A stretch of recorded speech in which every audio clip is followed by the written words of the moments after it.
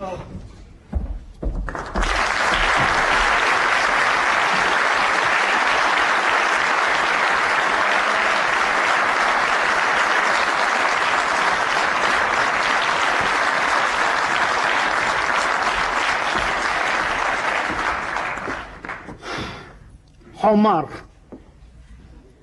انت حمار. انت مش حمار واحد، انت 60 حمار، 100 حمار. يا سعادة البيه ما تعملش في نفسك كده، حرام. انا تافه. ايه؟ تافه. كل يوم الصبح لازم ابص في المرايه واتف على وشي عشان اصحى افوق من اللي حصل لي. معقوله انا مش قادر اصدق انت عشت حياتي كلها جنبي 25 سنه، اديتك صحتي، عافيتي، شبابي. عايز ايه اكتر من عايز تاكليني لحم وترميني عظم؟ كل الناس كانوا عارفين اني مغفل، انا الوحيد اللي فاهم نفسي المسيح على الارض. كلهم هنا وهناك في نابولي الدنيا كلها ضحكت عليا. دومينيكو شبيهانو بانو. انا كل ما افتكر الخمه اللي اتخمتها عقلي شت. بس هقول ايه؟ اطلع من واحده وضيعه زيك انها تعمل فيها كده واكتر. ما انت ما نسيتيش اصلك 25 سنه ما غيروش منك حاجه. اوعي تفتكر الماتش اللي بينا خلص، اوعي تفتكر انك كسبتي. انا هقتلك وادفع ثمن ال3 تعريف، وهبقى رخيصه زيك ما تسواش اكتر من 3 مليم. وهقتل كل اللي ساعدوكي، القسيس والدكتور والحشرات. الحشرات اللي لحم كتافهم من خيري ومع ذلك ساعدتوها. هقتلكم. فين المسدس؟ فين المسدس؟ ما حضرتك قلت لك ايه؟ ابعت المسدسات. تبعتهم فين يعني؟ علشان يتنضفوا. انا قلت كده. ايوه انت قلت كده. ايوه انا قلت كده. ما انا قلت حاجات كتير وانتوا قلتوا حاجات اكتر، بس ايه النتيجه؟ ولا حاجه. لكن خلاص انا فقت لنفسي، هتشوفوا انا هعمل ايه.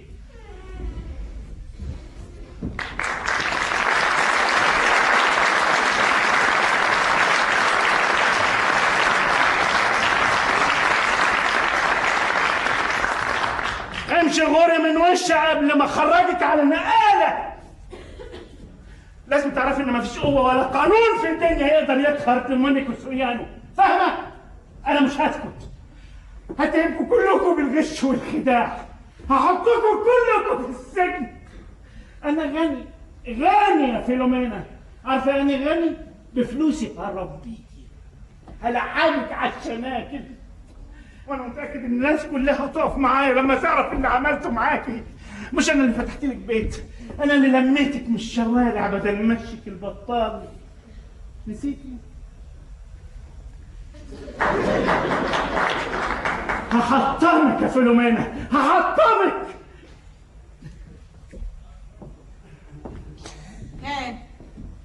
خلصت كلامك ولا لسه في حاجة تانية عايز تقولها؟ اخلاصي.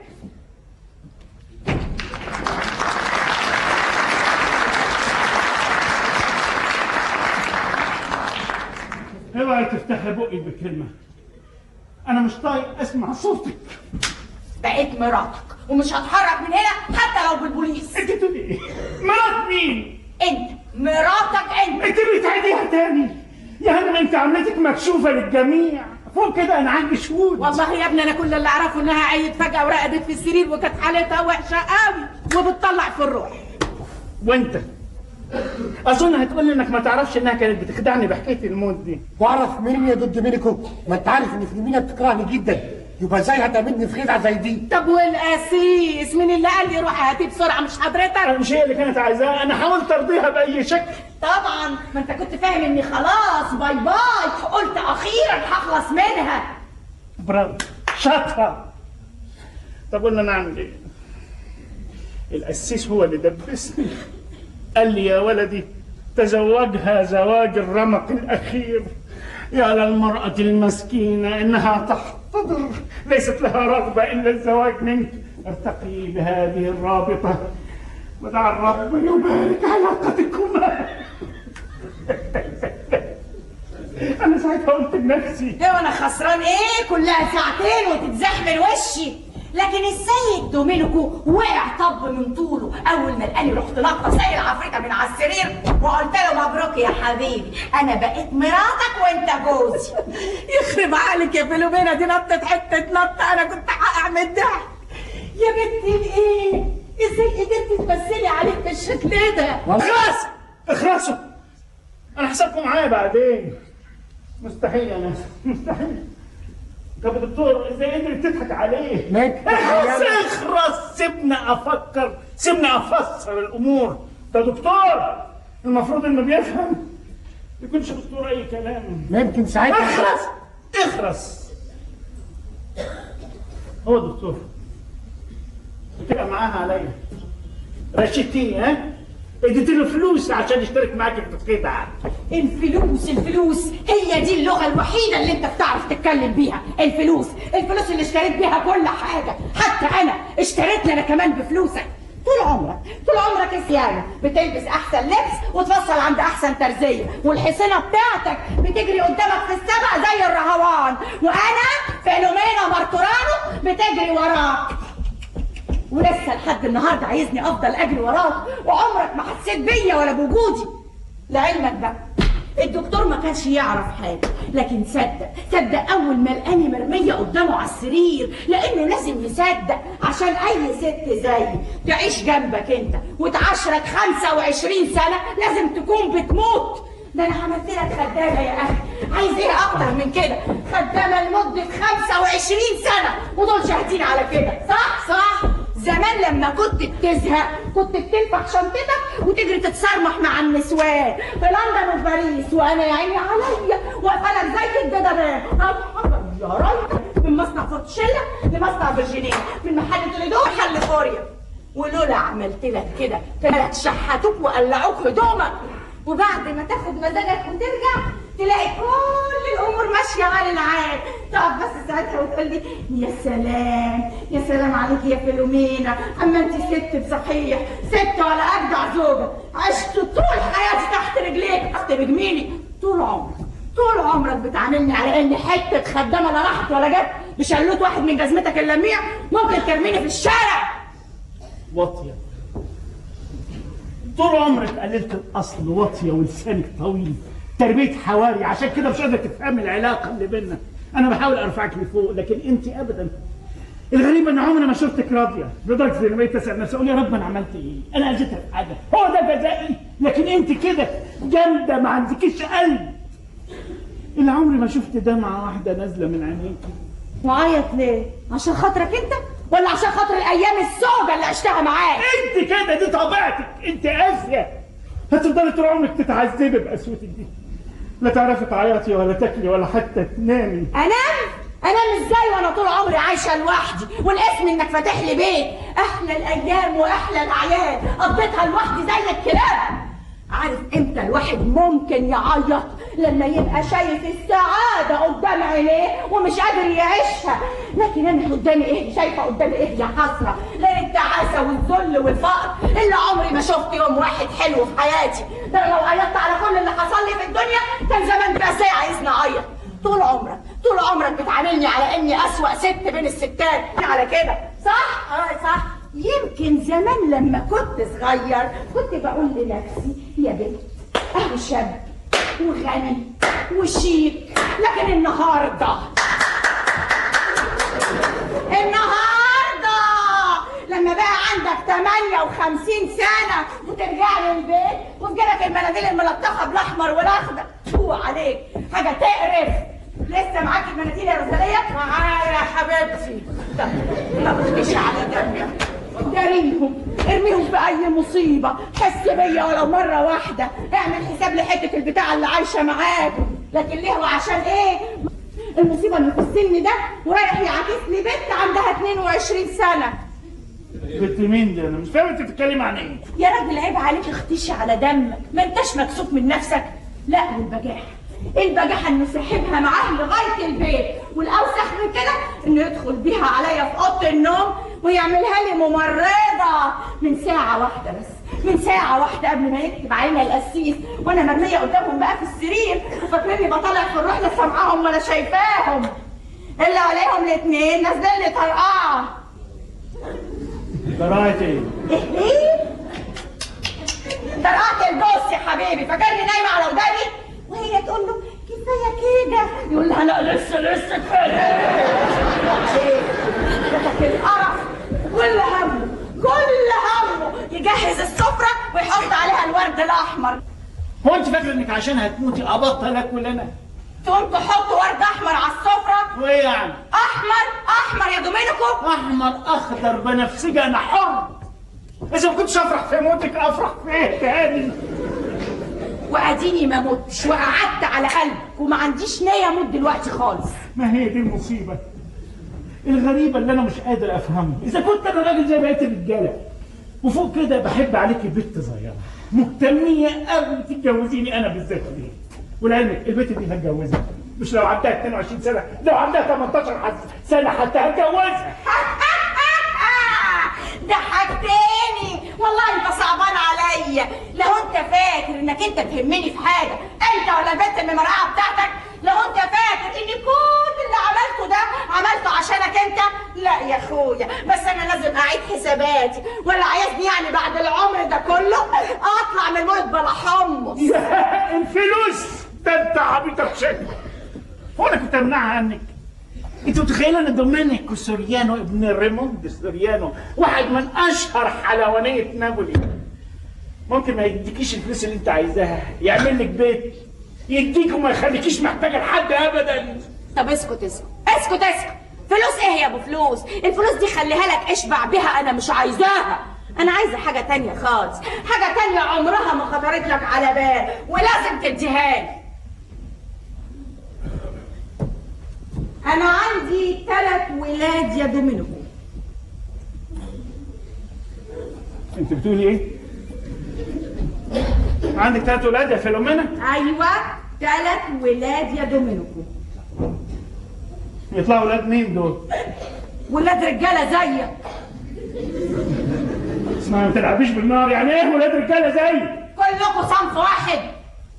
أنت كنت تعرفي؟ أيوه ده اللي أعرفه. إيه؟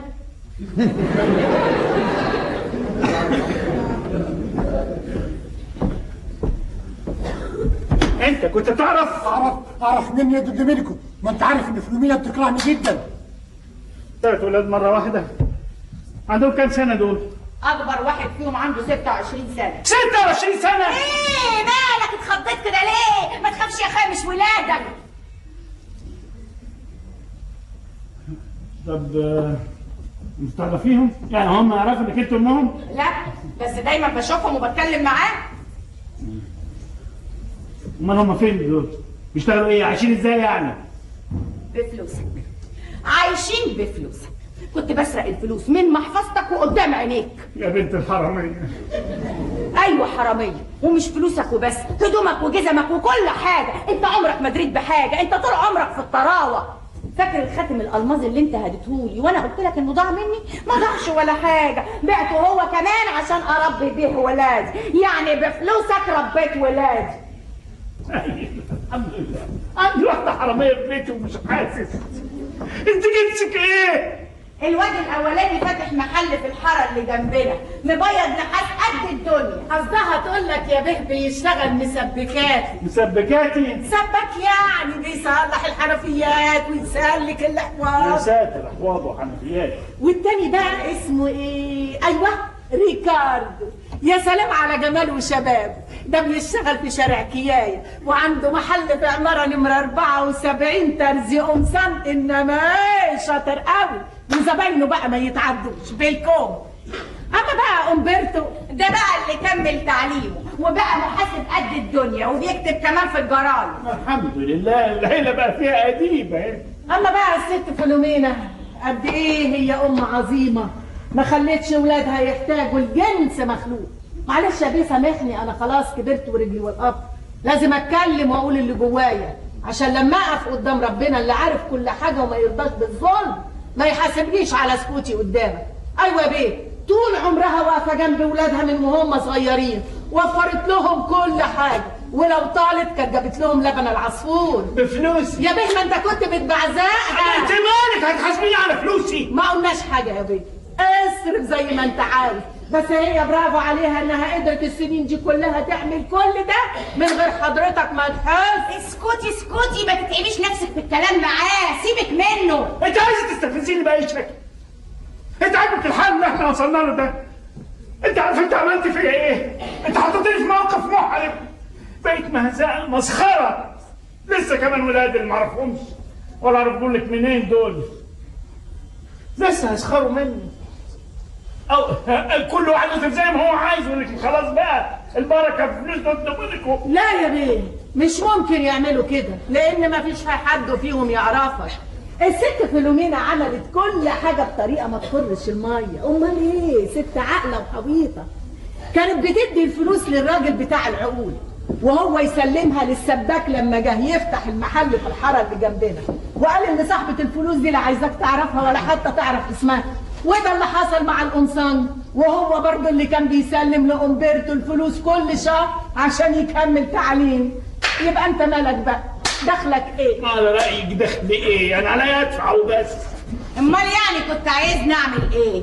اسقط نفسي زي زمايلي في البيت البطال ما كانوا بيعملوا؟ ما هم ياما نصحوني، كانوا يقعدوا يقولوا لي مستنيه ايه؟ اعرف لك دكتور شاطر قوي يخلصك من الحكايه دي اوام، يلا ريحي نفسك بسرعه. لكن ازاي ممكن ارتاح واقدر اعيش وذنب زي ده في رقبتي؟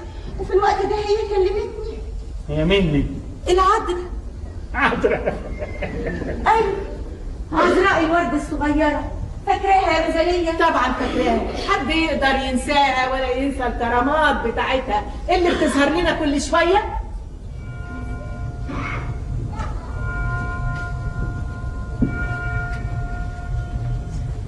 كانت الساعة 3 بعد نص الليل وانا ماشية في الطريق لوحدي. كنت سايبة بيتي بقالي 6 شهور وكنت اول مرة احبل. طب اعمل ايه واتصرف ازاي واقول لمين على سري؟ وصوت زمايلي لسه عمال يرن في وداني. مستنية ايه؟ اعرف لك دكتور شاطر قوي يخلصك من الحكاية دي اوام. ومن غير ما احس لقيت نفسي ماشي لغاية ما لقيت نفسي قصادها العذراء. ساعتها بس اقسمت اني لازم ابقى ام. عشان كده استحملتك 25 سنة، استحملت المرمطة والذل والإهانة. فاكر شقة سان بوتيتو اللي انت اشتريتها لي عشان تخرجني من البيت البطال؟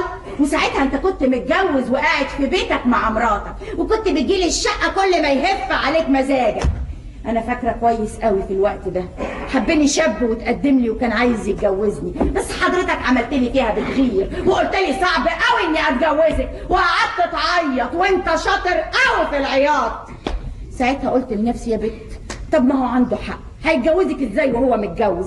ارضي بنصيبك وكملنا عيشتنا زي ما احنا، كل واحد في ناحيه. وبعد 2 ماتت مراتك، واستنى انك تتجوزني؟ ابدا. وفضلت اصبر في نفسي واقول معلش يا بت، بكره يفوق، بكره يقدر كل اللي بتعمليه عشانه. لكن حضرتك ولا انت هنا. وساعات كنت اقعد المح لك من بعيد لبعيد واقول لك عارف مين اتجوزت اليومين اللي فاتوا؟ بنت الجيران اللي قصادي. وانت ما كنتش بتعمل حاجه غير انك تضحك وبس، نفس الضحكه اللي بتضحكها لغايه دلوقتي، الضحكه اللي كنت بتضحكها زمان وانت طالع على السلم في البيت البطال مع اصحابك. فانت الضحكه دي سخيفه، انا بكرهها، كل ما بسمعها بحس اني عايزه اقتلك. ورجعت استنى تاني، استنى 25 سنه، استنى رحمه السيد دومينيكو. عايزني استنى ايه اكتر من كده؟ بعد ما بقى عندك 58 سنة فاكر نفسك لسه صغير نوغة عمال تجري على البنات الصغيرة؟ طب لو راجل هتتبت المرقعة بتاعتك هنا في البيت تاني. ده بقى بيتي أنا وبقيت مراتك والقسيس ربط بينا، يعني من حقي أطردك وأطردها، فاهم؟ بيتي أنا، بيتي أنا، بيتي أنا، بيتي أنا. اضحك، ما انت مش هتعرف تضحك تاني بعد النهارده. عايزه ايه؟ الجماعه جم وجابوا العشاء. وايه يعني انت مش عايز ناكل؟ لا حاضر اتفضلوا. مساء الخير، مساء الخير، مساء الخير.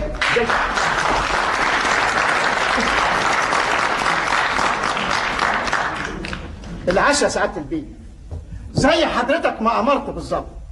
هي فرخه واحده بس كبيره شويه وتكفي 4 افراد. كل اللي سعادتك طلبته ودرجه اولى. خلاص حط كل حاجه وامشي يلا. حاضر يا سعاده البيه، تحت امرك. ودي يا سعاده البيه الحلويات اللي بتحبها الانسه. اما ده فده بقى يا سعاده البيه ده النبيت. اي خدمه تانية يا سعاده البيه؟ وسعادتك نسيت ايه؟ معقوله النهارده الصبح لما حضرتك جيت تطلب العشاء مش انا سالت سعادتك على بنطلون قديم ولا حاجه؟ حضرتك قلت لي لما تجيب لي العشاء بالليل واذا حصل اللي بتمناه ووصل لي الخبر السعيد لك عندي حته دين بدله جديده هديها لك. مش كده يا سعاده البيه؟ ها؟ هو يا ترى ما وصلش الخبر السعيد؟ امشي بقى امشي بقى. حاضر حاضر. يلا يا عم كامل تصبح على خير. يعوض عليك يا ربنا. ما تاكل. مش هتاكل ولا ايه؟ خيبه ما تكون نفسك السد. ما تتسد ليه؟ انا مش بس هاكل، انا هشرب كمان بس بعدين مش دلوقتي. يوه يقطعني نسيت. ما يقدرش ياكل ولا يهوب ناحيه الاكل، لازم يستنى الجربوعه بتاعته.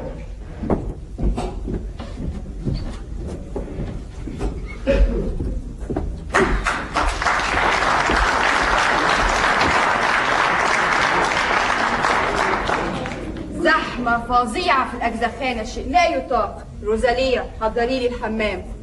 الله، ورد أحمر سيا دومينكو يجنن.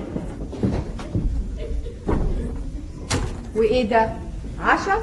تصور ده أنا ميتة من الجوع. صحيح، الدواء أهو، الأدرينالين والكافور، الأكسجين دورت عليه في كل حتة بس ما لقيتهوش خالص.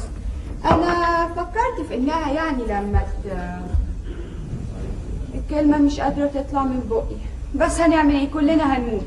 فأنا بقول يعني إنها لو ماتت الليلة دي أنا هضطر إني أسافر بكرة الصبح بدري عشان ما أسببلكش في إحراج أو حاجة، وفي جماعة أصحابي معاهم عربية ياخدوني ويرجعوني، مش هغيب أيام.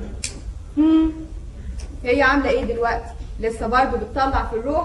والقسيس جه ولا لأ؟ لا ايه يا حبيبتي؟ تلاقيني لسه بطلع في الروح. اصلعي خروب السلط وبطاطا. يعني السلط وبطاطا بتقول لك يا اختي اخلعي البلطو. صوتي حلبة سوق فلة السورس كراوية. صوتي حلبة سوق فلة السورس كراوية. بتقول لك حطيه فوق الكرسي. اكمل لك بقى يا حبيبتي. لما جه القسيس طلع الروح نصح السيد دومينيكو انه هو العلاقه اللي بينا ويتجوزني. قال ايه؟ جواز طلع الروح يا اختي. سجعي رين السردواوه. سجعي رين السردواوه. بتقول لك يا اختي رجعي الورده. انت ايه مش بتفهمي عربي؟ اكمل لك بقى يا اختي. بعد كده وافق السيد دومينيكو ان هو يتجوزني وقال نفسي عنده حق. دي ست غلبانه ومسكينه وبقالها 25 سنه بتخدمني، ده غير الحاجات التانيه اللي ما تعرفيهاش. وراح مقرب من السير وب2 شهود وبركه. لكن يظهر بقى يا اختي ان الجواز بيرد الروح. لا له مبروك يا حبيبي، انا بقيت مراتك وانت بس. ادي كل الحكايه. تفهمي ايه بقى؟ تفهمي ان البيت اللي ما فيهوش عيانين ولا ناس بتطلع في الروح، لا عايزين ممرضات ولا مسخره ولا قله حاجه وامشي غوري من هنا. حاضر حاضر. على فكره انا اعرف لك بيت من البيوت اللي كنت بشتغل فيها زمان، هيريحوكي قوي ويدوكي قرشين كويسين. الله، فين؟ هيقول لك عليه المحروس، هو عارفه كويس قوي يا ما راحوا زمان. شكرا. تصبحوا على خير. شكرا على واجب يا اختي. معقولة في بيتي وتعديها بالشكل ده؟ هي دي المعامله اللي تستاهل. اسمع بقول لك، انت الشيطان. الواحد وهو جنبك لازم يفتح عينيه كويس قوي، لازم يفكر في كل كلمه تقوليها ويدرسها ويوزنها. انا دلوقتي بس عرفتك على حقيقتك. انت السوسه سامه، لازم تقعد تنخر في كل مكان تكون فيه. انت من شويه قلت على حاجه من ساعتها بفكر فيها. قلت انك عايزه حاجه ولازم تاخديها. ايه الحاجه دي؟ ايه اللي بتخططي له وفكرت فيه ومش عايزه تقولي عليه؟ جاوبي. دومينيكو انت فاكر الاغنيه دي؟ عصفوري يا جميل يا جميل هعلمك انا حاجات كتير. معناها ايه الاغنيه دي؟ العصفور يبقى انت طبعا. وضحي كلامك. الاولاد اولاد يعني الولاد بقى لازم يعرفوا مين امهم وايه اللي اتحملته عشانهم السنين اللي فاتت دي كلها. لازم يحبوني ويحترموني وما يتكسفوش قدام الناس لما يجوا يطلعوا شهاده ميلاد ولا بتاع شخصيه. لازم يعرفوا بعض ويتلموا على بعض. لازم ياخدوا اسمي. وايه هو اسمك بقى؟ الله، ما انا خلاص بقى اتجوزت وبقيت مدام سوريانو. كده وضحت الامور خلاص. لعلمك انا كنت حاسس انت بتلف وتدور حوالين ايه، لكن كنت مستني اسمعه منك من بقك ده اللي بينقط سم عشان ابقى متاكد ان مهما ضربتك ولا كسرت نافوخك فانت مش اكتر من حاجه سامه لازم تموت عشان انقذ منها اي انسان مسكين يقابلك او يعرفك. معقوله عايزهم يجوا هنا يعيشوا في بيتي انا ويشيلوا اسمي كمان ولاد الشرطه؟ ايه؟ ولاد ايه؟ كمل. ولادك هيكونوا ولاد ايه؟ ما انا متاكد انك امهم، لكن لو سالتيني مين ابوهم هقول لك ما اعرفش ولا انت كمان تعرفي. انت فاهمه انك كده بتخلصي نفسك، بتريحي ضميرك، بتكفرها باخطائك على اثارها. لا يعني مفيش حد في العالم دول هيجي يعيشنا ابدا، ولو حد فيهم حط رجله هنا هكسرها له واقسم برحمتي. اوعى تحلف اوعى تحلف. انا حلفت مره من 25 سنه ولسه لغايه النهارده بدفع ثمن الحلفان ده، فاحسن لك ما تحلفش عشان مش هتقدر توفي بحلفانك واخرتك هتكون جهنم وهيجي يوم من الايام تطلب مني اسامحك. مش ممكن يا ناس. في ايه تاني بتفكري فيه؟ ما يهمنيش ولا هخاف منك. ومالك متاكد قوي؟ اخلصي الفريدو. هات الجاكيت دي لازم تمشي من هنا بكره. ولعلمك العمله اللي عملتيها دي مجرد خدعه وانا عندي شهود، واذا القانون ما نصفنيش هقتلك يا فيلومينا، هشيلك من على وش الارض. تشيلني تحطني فين؟ زي زمان في بيت من بيوت البطانه ولا نسيكي؟ بكره جاب لي المحامي بتاعي. هوريك يا فيلومينا هوريك. وريني. عرفك مين هو دومينيكو سوريانو وايه اللي ممكن يعمله.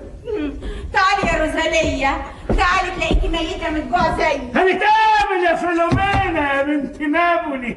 عصفوري يا جميل يا جميل هعلمك انا حاجات كتير. فاكراها التحته دي؟ فاكراها كويس قوي.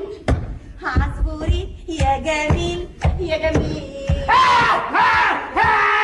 حاجات كتير. عصفوري يا جميل يا جميل هعلمك انا حاجات. عصفوري يا جميل يا جميل.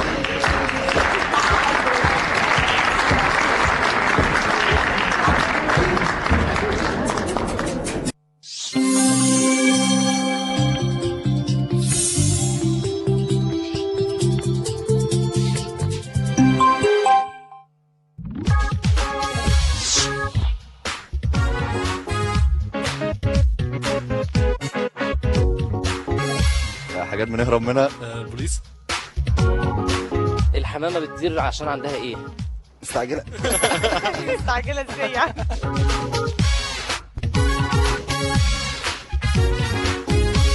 انا اقتنعت، انا لازم العب.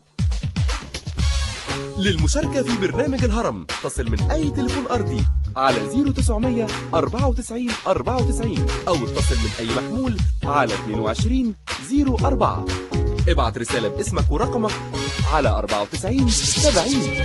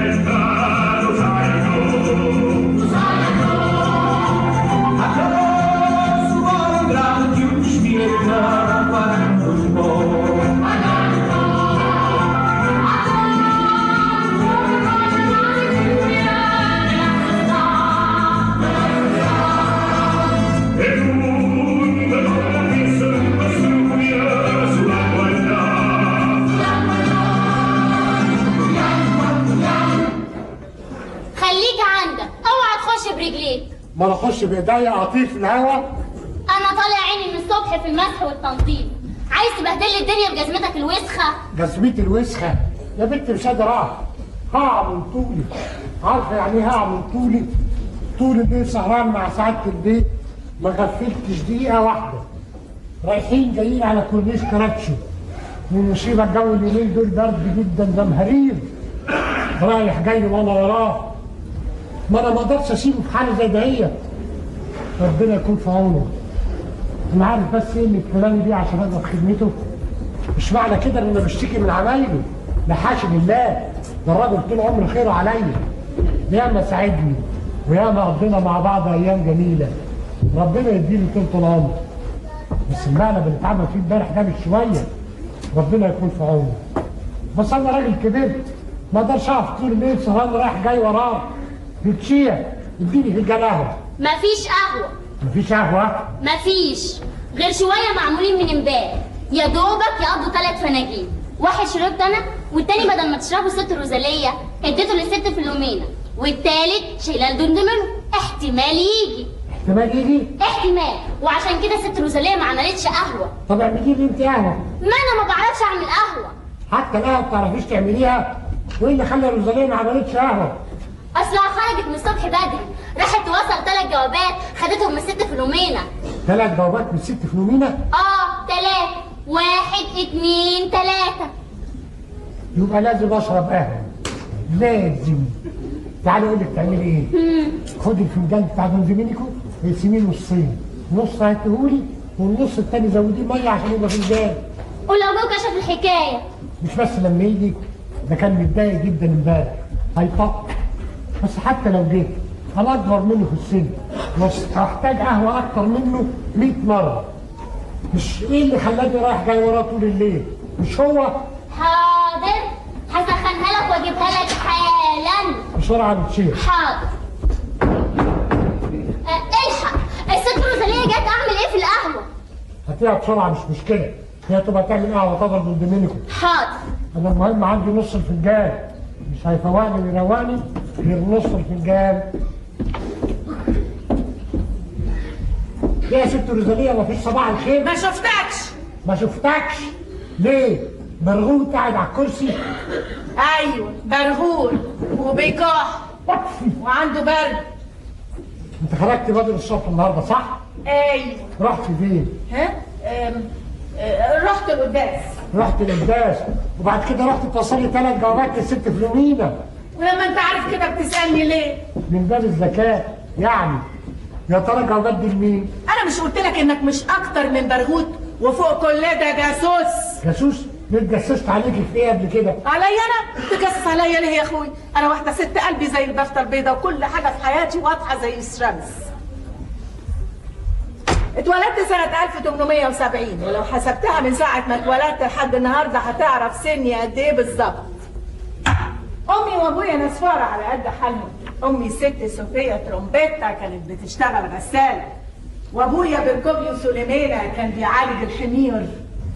أما روزاليا سوليمينا اللي هي أنا وفنشينزو بليوري اللي بيصلح الشماسي وأواني الفخار، فإحنا اتجوزنا في شهر فبراير سنة 1887 وبالتحديد يوم 13. يوم 13 يا نهار اسود، يوم النحس العالمي. يا سلام، ليه كان المفروض ناخد رأيك في يوم جوازنا؟ مش لاقيين غير شهر فوق قريب تتجوزوا فيه.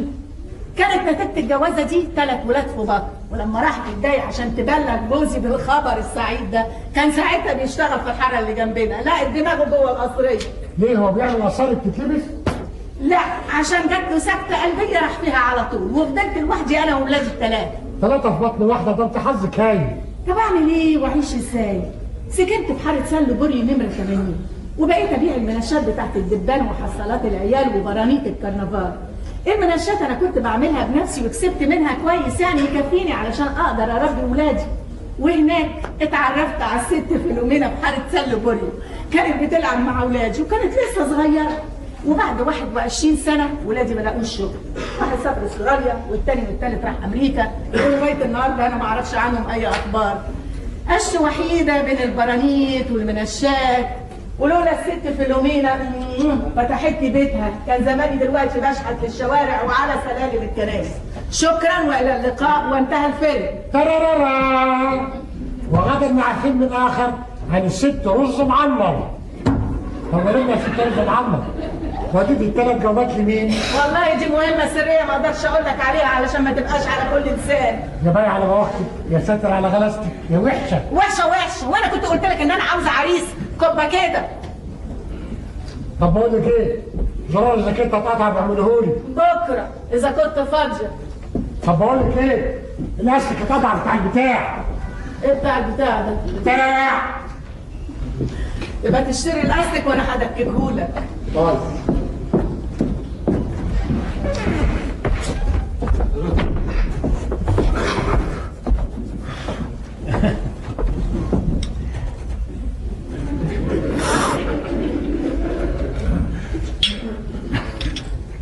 كنت محتاج لها بشكل.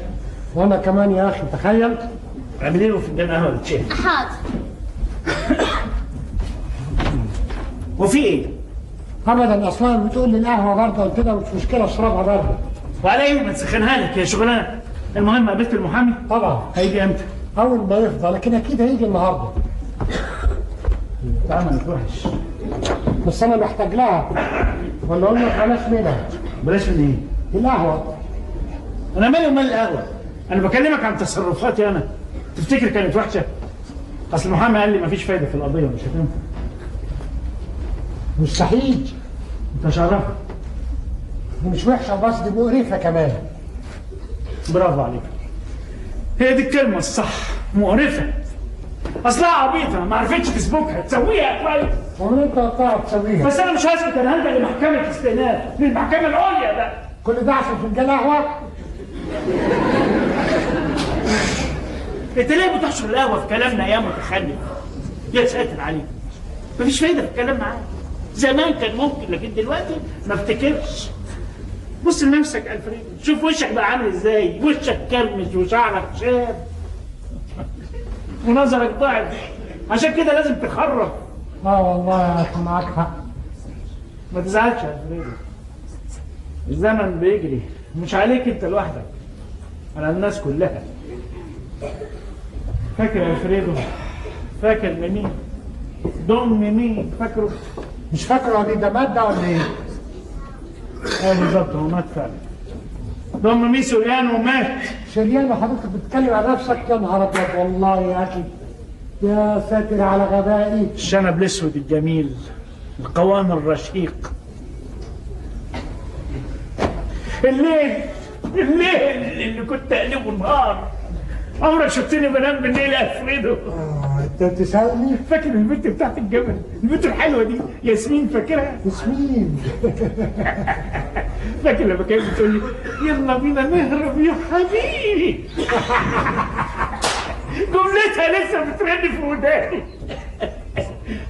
مش كانت متجوزه دكتور دي؟ ياسمين الشابه الجميله طول بعرض بارتفاع. ليه تفكرني بيها وايامها الجميله؟ كانت مرات اخوها كوافيره، حاولت اعلقها بس ما اتفقناش. احلى المغامرات كنت اعملها لما اروح الكباريهات وصالات الرقص. ياما كنت شاب وسيم. البدله البني المحروق، البرنيطه مشدوده على الاخر، المنشه ما تسيبش ايدي، والاحصنه. اجود انواع الخيل كانوا عندي. فاكر الفرسه ام عيون فضي؟ فرسه ام عيون فضي، الله بيها فرسه، كانت حته فرسه لما تبص لها من ورا. تحس انها قمر 14. كنت بموت فيها وزعلت منك قوي لما انت بعتها. باريس ولندن وسبق الخيل. كنت دايما حاسس اني ملك، اقدر اعمل اي شيء، اشخط انطر من غير ما حد يحاسبني او يراقبني. مالك الدنيا كلها، مكاني فوق في القمه. حد كان يقدر ينزلني من مكاني ده؟ حد كان يقدر يا الفريدو؟ اطلاقا. دلوقتي انا حاسس اني انتهيت، لا عدت املك الاراده ولا حتى الحماس. اللي بعمله دلوقتي بعمله عشان اثبت لنفسي ان انا لسه زي ما انا، لسه قوي، قادر على اني اقهر الدنيا، اقهر الموت حتى. الغريب ان انا كنت بعمل الحاجات دي ببساطه وعفويه وتلقائيه، لدرجه ان انا صدقت نفسي واقتنعت. ولا يمكن اتخلى عن ذلك. لا، لازم اقاوم. انت مالك سوريان ولا ييأس؟ عندك اخبار جديده؟ اخبار عليه؟ ما انت عارف كلهم هنا بيكرهوني. الست فلومينا يا روزاليا ده حتى لوتشيا مش عارفه تعمل لي فنجان قهوه. لكن في خبر مهم عرفته. الست فلومينا ادت روزاليا 3 جوابات علشان توصلهم. لمين؟ مش عارف. لوتشيا اديني المفاتيح يا روزاليا وبعدين بقى في لكعة البيت دي. لوتشيا. نعم يا ستي. خدي الملايات دول وتروحي الانتريه اللي جنب اوضه المكتب، في هناك كنبه افرشيها واعمليها سرير. حاضر. استني اوضتك لازماني وانت خدي السرير السفر اللي في المطبخ. حاضر. طب الحاجات بتاعتي اطلعها بره؟ الله ما قلت لك اوضتك لازماني. حاضر. طب الحاجات بتاعتي احطها فين؟ حطيها في الدولاب اللي في الطرقه. يلا. حاضر. الله انت هنا؟ اقدر اعرف ايه سبب التغيير المفاجئ اللي بيحصل في بيتي ده؟ فعلا عندك حق، مفيش اسرار بين الست وجوزها. اصل انا محتاجه اوضتين تانيين. لمين؟ لولادي. هما المفروض يبقوا 3 اوض، لكن فيهم واحد متجوز ومخلف يقعد في بيته مع مراته وعياله احسن. والله احنا عندنا احفاد كمان، ما شاء الله ما شاء الله. اسمها ايه بقى القبيله اللي انت كنت مخبياها دي؟ هما لغايه دلوقتي واخدين اسمي، لكن بعد كده هياخدوا اسمك انت طبعا. من غير موافق ما افتكرش. هتوافق يا دومينيكو؟ بعد اذن سيادتك. هطردهم يا فيلومينا، فرقت بقى هطردهم. سعادة البيه الانسه دي انا واقفه بره ومعاها واحد. خليها تخش. مش عايزه تخش، قعدت اتحايل عليها تخش مش عايزه. هي مصممه تقابلك على السلم، اصلها خايفه من الست فيلومينا. شايفين اللي بيحصل لي؟ حاطط في بيتي واحده من بتوع المافيا. رحت لها تخش وما تخافش من حد طالما انا موجود هنا. حاضر. انا حاسس ان ست فلومينا لو قابلتها هتمرمط بيها الارض. انت بتقول لي تمرمط الارض بمين؟ انا صاحب البيت ده. هي ولا حاجه، لازم يكون ده معلوم للجميع. سعادة البيه مش عايزه تخش، بتقول انها مش مسؤوله عن اعصابها. هو مين اللي واقف معاها بره؟ انا سمعتها بتقول له يا حضره المحامي، بس الظاهر عليه خايفه وراخر. يخاف من ايه؟ احنا هنبقى 3 رجاله هنا. انا مش محسوب يا عم. لا انا براءة. انا بعد اذنك النهارده ما تصابيش بصل. انا هروح الحمام اشطف في وشي لو هشتري وبناديلي. يا سعادة البيه اعمل ايه؟ انا هروح لها بنفسي. ما تقوليش كده، دي انا ده بيتي انا. لا يا استاذ دومينكو، انا بعد الفضيحه اللي حصلت امبارح مش ممكن اوريها وش. ارجوكي ما تحرجنيش اكتر من كده. خش ما تخافيش. اخاف من ايه؟ انا مش خايفه من حاجه، انا كل ما في الموضوع مش عايزه اصعب الامور. ما فيش حاجه من دي هتحصل طالما انا موجود هنا. ما حضرتك كنت موجود امبارح. لا انا امبارح اتخذت على اخوانا، لكن النهارده انا عامل حساب كل حاجه. خش. اتفضل يا حضرة المحامي، اتفضل.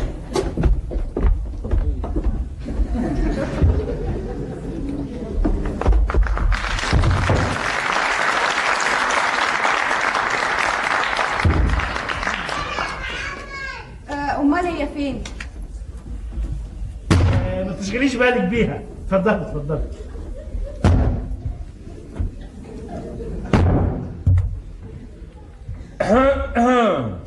أنا أصلي ساكن في البنسيون اللي ساكنة فيه الآنسة. كنا بنشوف يا باشا بعض من وقت للتاني، وتعرفنا على بعض من فترة وكنا وعلى فكرة يا دومينكو ممكن كمان تسألوا عني وعن أخلاقي، يعني عشان مخك ما يوديش لبعيد. احنا بنتقابل بالليل بس. ساعة العشاء يعني. احيانا في اوقات تانية. عامة انا ما بقعدش في البنسيون كتير، حضرتك عارف مشاغل المحامين، قضايا ومحاكم وطلاق ونفقة. انا ما بشغلش نفسي بحد لاني بحب. ممكن اجي اقعد هنا؟ اتفضل.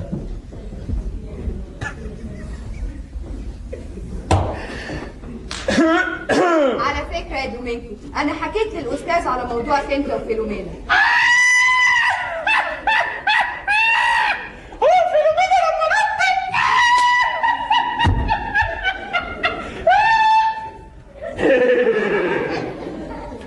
احنا ضحكنا عليك ضحك كتير قوي يا باشا. لا انا ما ضحكتش خالص. على فكرة أنا خليت الأنسة تعمل ممرضة عشان تيجي تعيش معايا هنا. أعمل ممرضة؟ طب ما أنا فعلا ممرضة، ولا شهادة التمريض اللي معايا دي منظرة؟ وأنا ما قلتلكش يا دومينكو؟ لا ما قلتليش. غريبة. بس لا غريبة ولا حاجة، ما هو ما كانش في أي لازمة إن أنا أقول لك. على فكرة أنا حكيت للأستاذ على رغبك من الارتباط بواحدة ست أنت مالكش أي رغبة فيها، والأستاذ مشكورا شرح لي القضية بتوسع. ممكن ندخل أوضة المكتب بالذات في حد على الباب.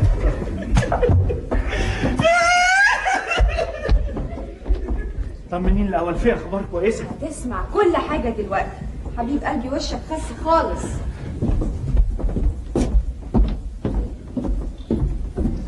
اتفضل.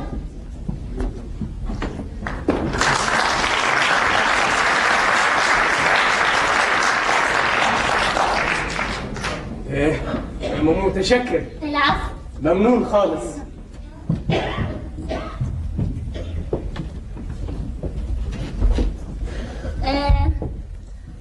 اذا كنت حضرتك عايز، انا مش عارفه اذا كانت ست فيلومينا فاضيه ولا لا. على كل حال انا هقعد هنا. اتفضل. متشكر. ويا ريت تبلغي الست ان انا وصلت. حاضر. اتفضل. يلا بسرعه مفيش وقت، قولها لي من جد عشان نتاخر. يلا وحياتك.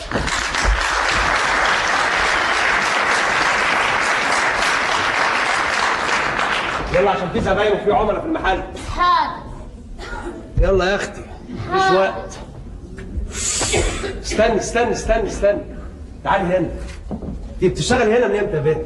من سنه ونص. تعرفي يا بنت انك حته مزه مالكيش حل.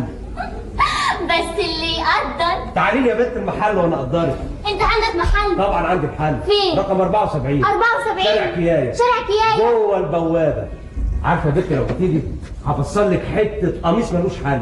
يا عم روح، هو انا يعني هلبس قمصان رجالي؟ يا بنت ما انا خياط حريمي ورجالي، الرجاله بلبسهم والستات بقلعهم. ايه ده؟ انت جننت؟ انت فاكرني ايه؟ انا هقول لستي على كل حاجه. تعمل كده والراجل قاعد قدامنا؟ لا مؤاخذه مش يعني في مشكله؟ ولا حتى بتشوف بنات الناس الطيبين؟ هستناكي ها؟ لا امشي. هتيجي مش كده؟ شارع كيايه. شارع كيايه. الرقم 74 جوه البوابه. هاجي. احتمال. يا لهوي يا مستهوي، يا لهوي يا لهوي يا لهوي. حته مزه واقعه ملهاش لازمه، انما ايه كده يابا، ملهاش علاقه باي حاجه خالص. هي يعني صحيح مزقلجه في بعضها كده، يعني تعرفلهاش وش من ظهر، بس شغال يعني شغال. حب الكائنات الغريبه المصغره دي، يعني تبقى رايحه تلاقيها جايه في وشك على طول، بس تيجي يعني سهله مش كده؟ هي يعني وانا مالي. نعم يا اخويا، انت هتعملي فيها خضره الشريفه؟ انت يا راجل. تمام الحمد لله تمام. لا يا اخواتي كويسين؟ كويسين الحمد لله.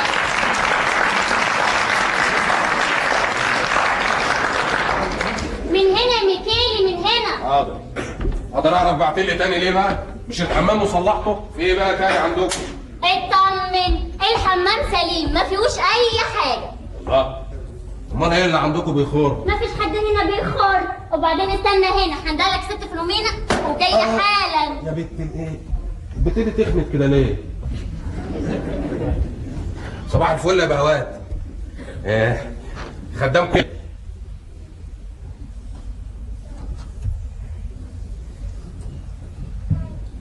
انا سايب المحل فاضي لوحده والله. مش عارف. معاك كبريت لو سمحت حضرتك؟ افندي كبريت لو سمحت. مفيش. احسن برضه، مفيش داعي ندخل. هو حضراتكم بقى قرايب الهانم؟ ها؟ حضرتك بقى وكيل نيابه ولا ايه يا خفيف؟ مش فاهم قصدك ايه؟ قصدي ان انا مش طايقك، ابعد عني بقى عشان مش طايقك بجد. ماشي بس بالراحه. مالك بتزق في الكلام كده ليه؟ ما تتكلم زي ما الناس بتتكلم. فاكر نفسك مين يعني؟ وزير؟ ده مش وزير، ده قليل الادب. نعم يا اخويا، بتقول ايه يابا؟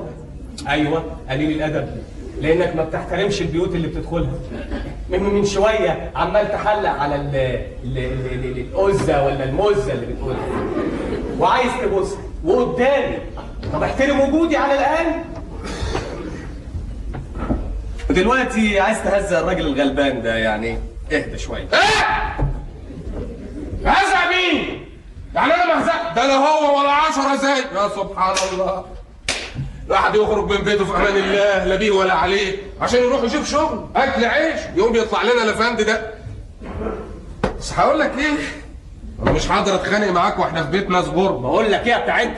انت من ساعه ما جيت وانت قرفني، لو ما سكتش هبقعك بالقلم، مش ناقصين قرف بقى.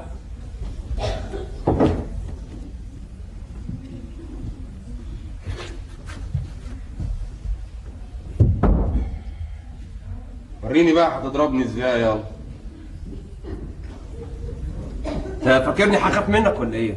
عليا النعمه انت مليار وانت هجار. بس ايدك انت تعرفني. ايه ده؟ فاكرين نفسكم فين هنا في الشارع ولا ايه؟ اقسم لك انا كنت بحوش. وانا كمان. وانا برضه. يا سلام، امال مين اللي كان بيتخانق؟ مش انا. عال، يعني كدابين وكمان بجحين وواقفين لبعض كده زي الديوك.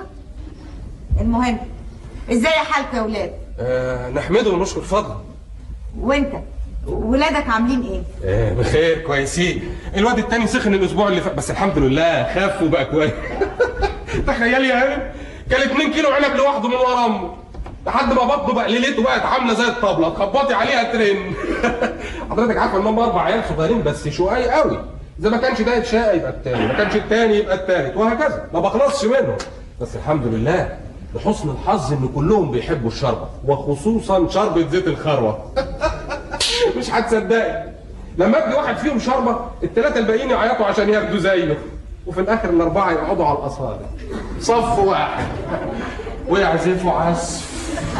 ربنا يخليهم لك. شاكرين يا هانم. مدام وصلتني رسالة حضرتك، وبصراحة أنا ما كنتش أعرف اسم سعادتك، لكن من حسن الحظ العنوان كان مكتوب على الظرف من بره، وافتكرت على طول إن السيدة فيلومينا كنت بقابلها كل يوم تقريبا وأنا خارج من الجورنال، ومرة وصلتها لحد باب البيت الموجود في العنوان، وبكده قدرت أفهم إن أنا جاي أقابل حضرتك. فعلا يوميها كانت رجلي تعبانة شوية. يا ترى إيه الموضوع بالظبط؟ ممكن نعرف بقى ولا إيه الحكاية؟ يا ترى أنت المحل بتاعك شغال كويس؟ شغال. مش هيشتغل ليه يعني؟ بس العلم حضرتك بقى انا ممكن افلس في شهر لو كل الزباين زي حضرتك كده، لان حضرتك لما بتيجي عندي المحل مش عارف ليه بتحب تقلبي لي الدنيا كلها فوق بعضها، وبعدين تفضلي تتفرجي على جميع انواع القماش، وده حلو وده وحش وده مش بطال وده مش عارف ايه، وفي الاخر تقولي لي سلام، وافضل انا بقى متدهول في ترتيب المحل من اول وجديد. خلاص مش هاجي تاني وضايقك. لا وعلى ايه يا هانم؟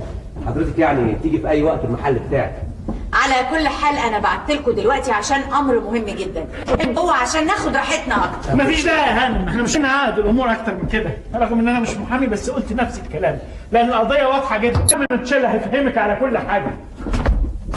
معلش يا شباب، الهانم خانها توفيق وعطلتنا على الفاضي، على كل حال احنا متاسفين جدا. لو عايزين تمشوا مفيش مشكله. ثانيه واحده، توفيق ايه وبتاع ايه؟ انت مالك انت؟ انا اللي بعت لهم. مفيش داعي نتكلم قدام الناس. طيب معلش يا ولاد، استنوني جوه بس 10 دقايق في البلكونه. يا هانم انا متاخر. وبعدين معاك انت دايما تقاوح كده. يلا خش معاهم جوه يلا. اعملي لهم قهوه يا روزاليه. حاضر. في ايه بقى؟ المحامي قدامك اهو، اتكلمي معاه بنفسك. ما انت عارف مفيش بيني وبين القانون عمار، وعلى كل ايه الحكايه؟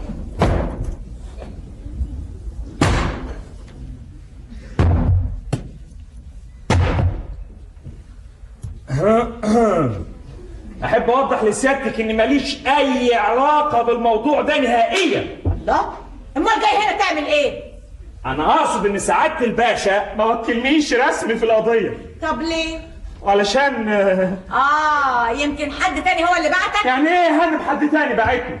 هو انا طرطور اي حد يقول اروح اروح انا كده؟ يا ست ارجوك سيب الراجل يكمل كلامه. حاضر اتفضل. شكرا. بصراحة يا مدام اللي كلفني بالموضوع ده الآنسة. راحت فين الآنسة؟ مالك انت مال الآنسة دلوقتي؟ خلينا في الموضوع. هي هنا تستجري تهوب ناحية هنا. أنا مش عارفة نسوان إيه الجبانة دي اللي ما بتعرفش تشلق ولا تربح. اتفضل. عايز تقول إيه يا أستاذ؟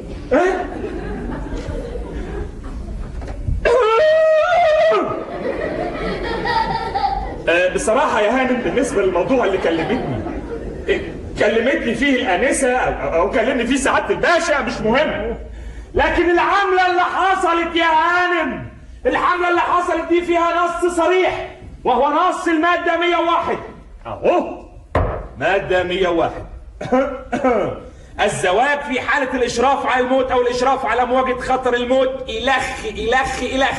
المادة دي هانت بتبين الشروط اللازمة، لكن في حالتنا دي شرط الإشراف على خطر الموت لما يتحقق باشا إشراف حضرتك على الموت كان مجرد خدع. وعندي شهود وزلايا والفريد والبواب والوتشيح والممرضة تهدديني، هي شغلانة كلهم شاهدين عليكي. بمجرد القسيس مخرج راح تلطم مع السرير زي العفريت، قال لي خلاص انا بقيت مراتك وانت جوزي. مراتك وانت جوزي؟ قانون في صالحه يا هانم، في صالحه. مادة 36 زنحة اهو، زنحة القوة والخطأ. يمكن ابطال الزواج من قبل الزوج المكروه على الموافقة بالقوة أو يلغى نتيجة الخطأ. شرط الإقرار متوافر، وبالتالي جوازك من سعادة الباشا باطل في باطل في باطل. على فكرة بقى أنا مش فاهمة حاجة خالص. ولا أنا. يا ست الراجل عايز يقول لك إن أنا اتجوزتك علشان كنت بتموتي، فهمت؟ لا يا سيد دومينيكو ما تفهمنيش غلط، لأنه لا يمكن إخضاع الزواج لشروط.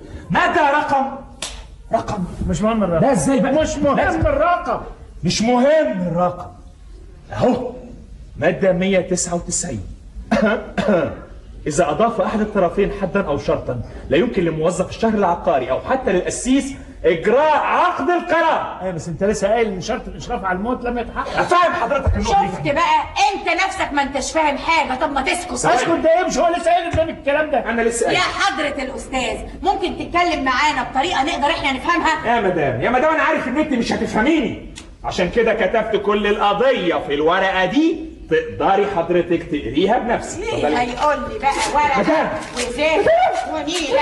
أيوة ما بعرفش أقرأ. ما بعرفش أقرأ؟ يا نهار أسود، أمال جايبني ليه يا سعادة الباشا؟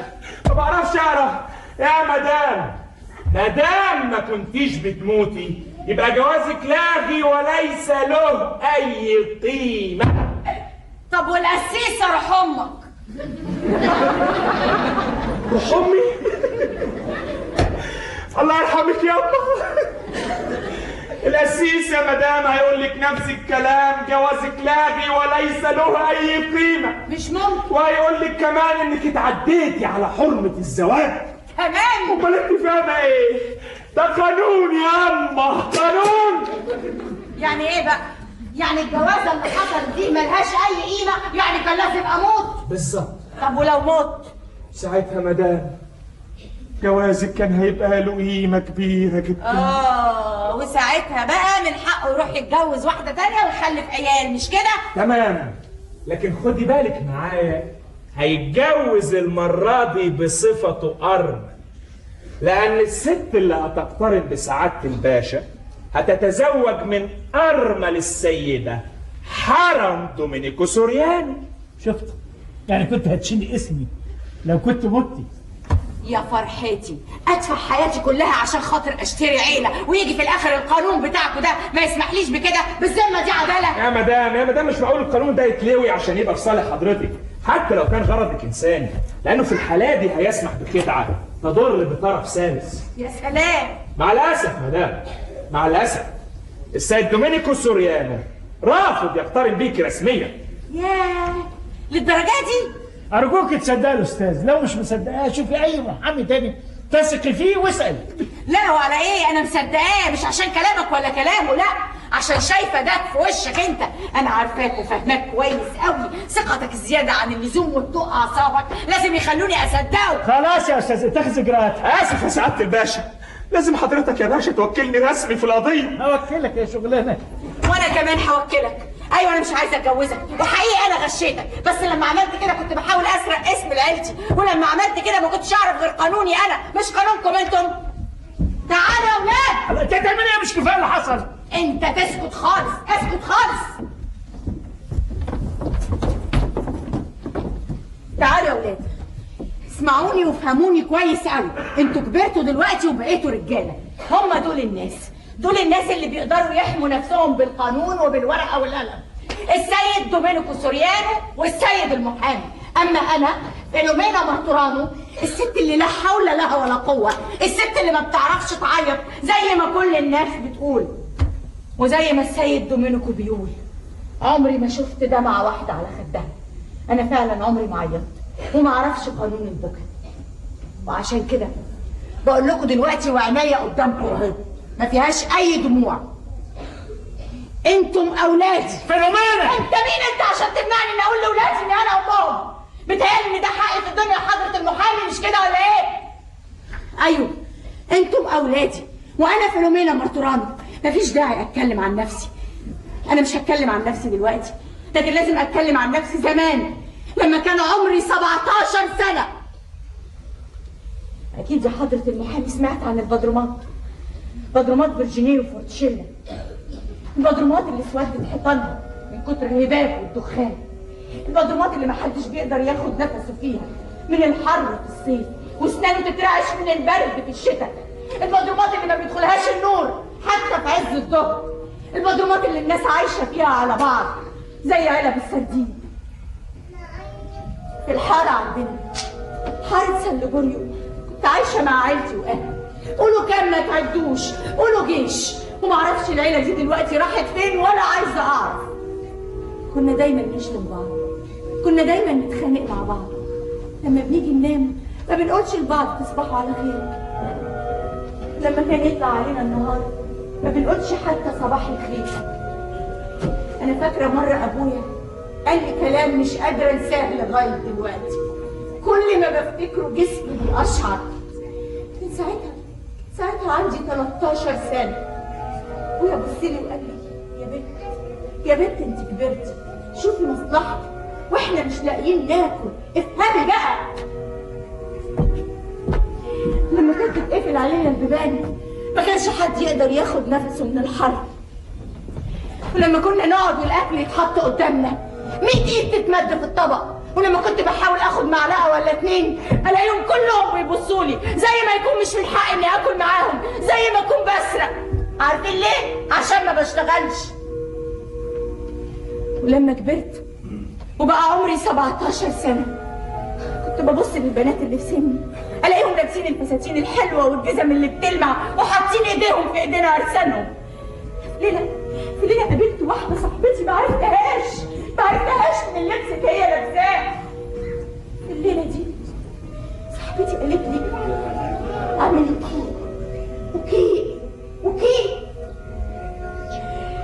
في الليله دي ما قدرتش انام وحسيت اني مخنوقه وما قدرتش استحمل اكتر من كده، وقلت ما بدهاش يا بنت.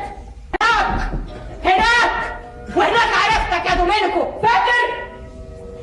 مرة فكرت ارجع للحارة تاني، كنت خايفة قوي مكسوفة من نفسي، ومتهيألي ان كل الناس هتدور وشها لما تشوفني وتقفل بيبانها في وشي، لكن للأسف اتفاجئت ان كل الناس اللي زي دول بيرحبوا بيا، اللي يجيب لي كرسي يقول لي اتفضل يا هانم، واللي يطبطب على كتفي، كلهم بصوا لي على اني ست احسن منهم. مفيش غير واحدة ست بس هي الوحيدة اللي عيطت لما شافتني وانا بسلم عليه، امي الوحيدة اللي عيطت لما شافتني. عشان كده ما قدرتش ارجع للحارة تاني، ساعتها بس عرفت يعني ايه الواحدة تبقى ام. عشان كده ما قدرتش اقتل ولادي. العيلة بقالي 25 سنة بفكر ازاي اعمل عيلة، لحد ما ربيتكم وكبرتكم وبقيتوا رجالة. كنت بسرق الفلوس من الراجل ده عشان اربيكم، ايوه سرقت فلوس السيد دومينيكو عشان اربيك انت وانت بفلوس الراجل ده انا ربيتكم.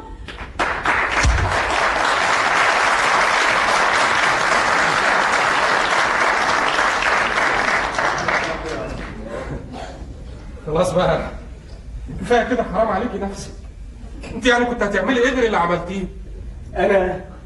انا عايز اقول لك كلام كتير قوي، بس مش قادر اقوله. انا هكتبه لك في جواب. ما بعرفش اقرا. مش مهم، انا هقراه لك بنفسي. ماشي. هو طبعه حامي كده، اكيد ما فهمش. انا بكره هروح للمحل وافهمه على كل حاجه. من هنا ورايح انا مش هسيبك هنا تاني، انت هتيجي معايا. صحيح انا بيتي صغير بس هيساعنا كلنا، كمان عندي بلكونه هواها يرد الروح. يا سلام، العيال كانوا دايما يسالوني يقولوا لي بابا هو احنا ملناش تيتا؟ فين تيتا؟ وانا دايما كنت الف لهم اي كلام. لكن شوفي بقى لما اخش عليهم وانت معايا واقول لهم تيتا هي يا ولاد، شوفي الولاد هيعملوا ايه علشانك. يلا بينا. يلا بينا. حاضر، انا جايه معاك. طب يلا. استنوني بس دقيقه واحده، في كلام مهم لازم اقوله للسيد دومينيكو. ماشي ماشي. استناني معاك بس ما تتاخريش. يلا بينا. يلا مش جاي معايا؟ يلا بينا. يلا يا اخي انا كان قلبي حاسس ان في حاجه. نهاركم سعيد. لو سمحت يا حضره المحامي تسيبنا دقيقتين لوحدنا. اسف انا كده ماشي. لا هما دقيقتين بس من فضلك، يهمني وجودك بعد الكلام اللي هقوله للسيد دومينيكو. حاضر.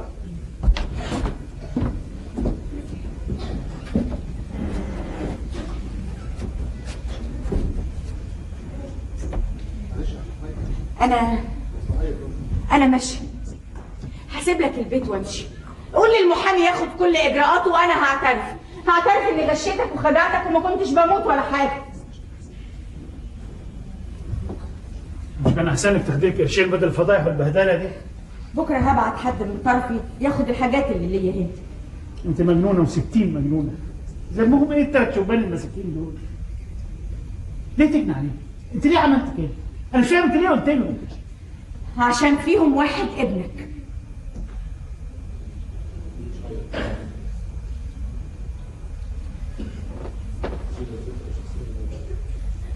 أنت متخيلة أنا ممكن أصدقك بقى؟ واحد من الثلاثة دول اسكتي بقى! تقدر أقول لك إن أقول لك قبل كده عشان كنت هتكره الاثنين التانيين وأنا عايزة الثلاثة يبقوا زي بعض. دي مش حقيقة. لا هي دي الحقيقة يا سيد دومينيكو، ما أنت طول عمرك مش دريان بحاجة، طول عمرك بتسافر، هي دي الحقيقة. ولو ما كنتش فاكر أفكرك. في ليلة من ليالينا اللي ما تتعدش، وقبل ما تسافر في الليلة دي قلت لي تعالي نحب بعض بجد الليلة دي، ورحت طافي النور. في الليلة دي أنا حبيتك قوي، حبيتك بجد، حبيتك من كل قلبي، لكن أنت لأ. عارف ليه؟ عشان لما ولعت النور دفعتني 100 وأنا كتبت عليها التاريخ، وأنت عارف إني بعرف أكتب الأرقام. بعديها أنت سافرت، وأنا من ساعتها قعدت استنيتك زي الرهبة بالظبط. طبعا انت مش فاكر الكلام ده ولا امتى حصل، وانا كمان ما قلتلكش، ضحكت عليك وقلت لك اني انا زي ما انا. عارف ليه؟ عشان عمرك ما كنت هتفهمني ولا تصدقني. مين هو؟ مش هقولك، لازم الثلاثة يبقوا زي بعض. دي مش الحقيقة، لو كانت دي الحقيقة كنت قلتها لي من زمان هتربطيني بيكي. يبقى كان السلاح الوحيد اللي ممكن يربطنا ببعض. لا كنت هتخليني اقتله، خفت اقول لك ان ليا ابن منك. تخيل الخوف هو اللي خلى ابني يعيش. طب مين هو؟ لازم الثلاثة يبقوا واحد. هما فعلا واحد، عشان دول ولادك انت. انا مش عايز اشوفهم ولا اعرفهم. امشي خدي من وشي. فاكر امبارح لما قلت لك اوعى تحلف عشان اخرتك هتكون جهنم، وهيجي يوم من الايام تطلب مني اسامحك؟ اظن دلوقتي عرفت السبب. سلام يا دومينيكو. لكن بقول لك ايه، انا بقول لك وبحذرك، اوعى تقول لاي حد الكلام اللي انت سمعته عن ولادي. هقتلك يا دومينيكو. انا ما بقولش اي كلام، انت بقالك 25 سنه بتتكلم، لكن اللي بتتكلم دلوقتي فيلومينا بارتولانو. هقتلك يا دومينيكو.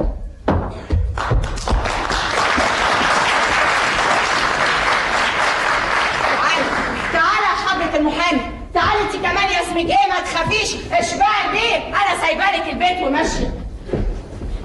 انا ماشيه يا روزالين، بكره هبعت حد من طرفي ياخد الحاجات اللي ليا هنا. تحياتي ليكوا كلكم، تحياتي يا حضرة المحامي.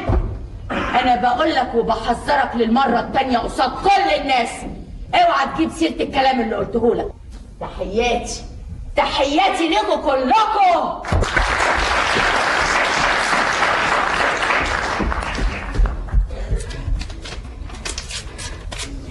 التاريخ ده يخصني انا، اما دي انا بردها لك انت.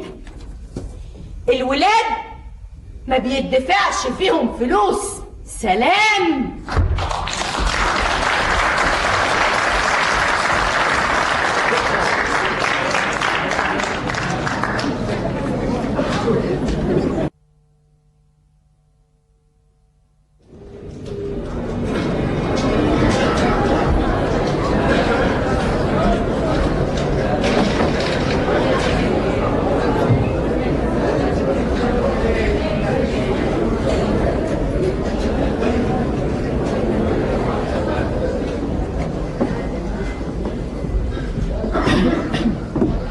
انت رحت فين يا ست؟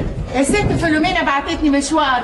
مشوار ايه؟ ايه انت غيران؟ انا كنت في حاره سان ليفوريو. بتعملي ايه في حاره سان ليفوريو؟ لا ده انت غير بس تتكلمي عنها دلوقتي يا ست. هي دي انا بضحك معاك، انا هقول لك بس ما تقولش للست فيلومينا علشان مش عايزه اي حد يعرف حاجه. خلاص ما تقوليش. لا انا لازم اقول لك علشان المشوار اللي بعتتني ليه شرفها يا سعاده البيت. اصلها قالت لي اوصل 1000 ليره و50 شمعه لعذراء الورد في حاره سان ليفوريو، وقالت لي اكلف واحده ست عجوزه هناك عشان تولع الشمع الساعه 6. عارف ليه؟ عشان انتوا هتتجوزوا الساعه 6، يعني انتوا تبقوا بتتجوزوا والشمع يتولع هناك قدام عذراء الورد. فهمت. يا بختك هتتجوز واحده ست بتاعت ربنا.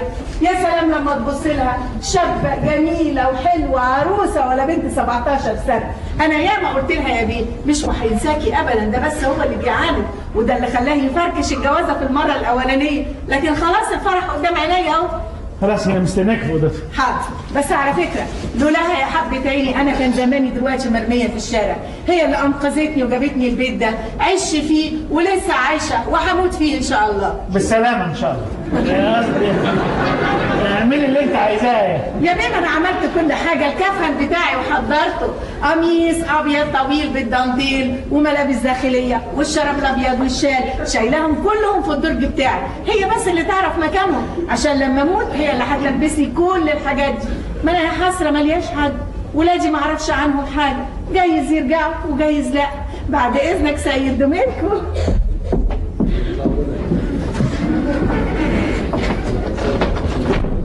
تمام كله تمام. انت يا اخوانا الجواز الساعه 6 انا مش عارف ولا حاجه، بس في حاجه الواحد مننا لما يدي ميعاد لازم يحافظ عليه برضه. انا شخصيا جيت في الميعاد بالظبط. ايوه ما انا عارف ان الميعاد كان 5 وانا جيت 6 الا ربع. فيها حاجه؟ لا مفيش حاجه، ما انت ما عندكش احساس بالزمن خالص يا ابني. ما اي حد بيدي ميعاد للتاني اساسا بيتاخروا نص ساعه، ساعه الا ربع. ساعه الا ربع. يا اما اسبوع يا اما شهر وعديها. يا ابني انا عندي 4 عيال بوظوا لي الساعه، هعمل ايه؟ ما تجيب غيرها يا اخي، انت بخيل ولا ايه؟ يا سلام قاعد انا على بنك بقى اجيب في ساعات وبوظوها، اجيب في ساعات. لا امر فعلا كريم جدا. لما مساء الخير يا سعاده البيت. مساء الخير يا سعاده البيت. مساء الخير يا سعاده البيت. مساء الخير. ايه انتوا سكتوا ليه؟ مش كنتوا بتتكلموا؟ صحيح فعلا احنا كنا بنتكلم. بجد احنا كنا بنتكلم. ايه اللي حصل؟ صحيح احنا كنا بنتكلم، بس هو بيحصل يعني بيجي وقت كده والكلام بيخلص. يعني اول ما شفتوني خلص الكلام يعني. انت اللي جيت متاخر مش كده؟ ايوه يا سعاده البيت. بس انت جيت في ميعادك مظبوط. تمام يا سعاده البيت. وانت؟ في الميعاد تمام يا سعاده البيت. في الميعاد تمام يا سعاده البيت. انتوا واقفين ليه؟ لسه الجواز عليه بدري الساعه 6، التاسيس هيجي الساعه 6 بالظبط. انتوا عارفين طبعا النهارده مفيش معازيم، فيلومينا هي اللي عايزه كده. الحقيقه انا كنت عايز اتكلم معاكم في موضوع مش عارف اذا كنت اتكلم معاكم فيه ولا. موضوع ايه يا سعاده البيت؟ هي الجمله دي سعاده البيت دي مش عجباني. صحيح فعلا. لا بجد وحشه قوي. لا فعلا فعلا مش كويسه. طيب يعني حضرتك تحب النتيج بايه؟ يعني مش عايز اقول انا كنت اتمنى ان انتوا تقولوها بنفسكم. انا ومامتكم خلاص هنتجوز النهارده، وانا اتفقت مع المحامي هيتم كل الاجراءات الخاصه بيكم. من بكره هيبقى اسمكم زي اسمي سوريانو. ايوه. طيب انا مستعد ارد بالنيابه عن ميكيلي وريكاردو، لان اعتقد ان احنا الثلاثه مشاعرنا واحده. هو الحقيقه احنا ما بقيناش صغيرين، احنا بقينا كبار. اصله صعب جدا وما نقدرش ببساطه كده اننا نديك بالكلمه اللي حضرتك عايزنا نديك بيها. انا عارف ان ده يعتبر من حقك، لكن في حاجات جوه الواحد بيحس بيها. المساله مش مساله كلمه، المسألة مسألة إحساس بالكلمة. طيب انت مش حاسس من جواك يعني انك ممكن تنادي واحد زي مثلا يعني تقول له يا بابا؟ لا بصراحة أنا ما أقدرش أكذب عليك، أنا ما أقدرش أقولها لك على الأقل دلوقتي. طب وأنت؟ أنا ما أقدرش. طب وأنت؟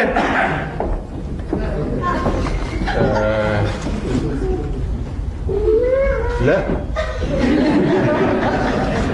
على كل حال الزمن يمكن يعودكم، بس انا سعيد بوجودي وسطيكم، خصوصا انكم كلكم شبان مجتهدين، كلكم بتشتغلوا. اي نعم بتشتغلوا في مجالات مختلفه، بس كلكم بتشتغلوا بنفس الهمه والنشاط. برافو عليكم. انت موظف مش كده؟ لا يرجع عنك كمان انك بتكتب مقالات انا بكتب قصص قصيره كمان. هايل هايل. على كده بقى بتحلم تكون اديب كبير. ما اعتقدش. ليه؟ انت لسه صغير، المستقبل لسه قدامك، واللي اعرفه على بيشتغل حاجه زي كده لازم يكون موهوب. ما هو انا ما افتكرش نفسي موهوب. لو تعرف كم مره حسيت فيها بعدم الثقه جوايا، كنت دايما اقول لنفسي انت غلطت يا عبيدو، الطريق ده مش طريقك. طب ايه الطريق اللي انت حاسس من جواك كده انك ممكن تسلكه في الحياه؟ مش عارف، من زمان وانا بحلم بحاجات كتير. عندك حق يا عمبرتو، ما هي الدنيا بتاعتنا دي اسم ونصيب. يعني انا مثلا تفتكروا ايه اللي خلاني فتحت محل قمصان في شارع كياية؟ الحكايه ببساطه ان حبيت بنت خياطه زي القمر، قمت فاتح محل هناك. تخيلوا بقى. ايوه حبيت بنات كتير انت. عدد مش بطال. ما انتوا برضه مش عارفين ايه الحكايه. الحكايه ان انا لغايه دلوقتي انا بتعرف على البنت من دول وبتتعرف عليا، واقرر مع نفسي اقول هي دي اللي انا هتجوزها بجد. لكن فجاه ابص الاقي واحده تانية طلعت لي احلى منها مليون مره، واقرر اقول هي دي اللي انا هتجوزها. لكن بقى بلاقي نفسي في دايره موزز ما بتنتهيش كده. مشكلتي في الحياه ان كل مره تطلع لي واحده احلى وانقح من اللي قبل منها. طب اعمل ايه بقى؟ هعمل ايه يعني؟ هعمل ايه؟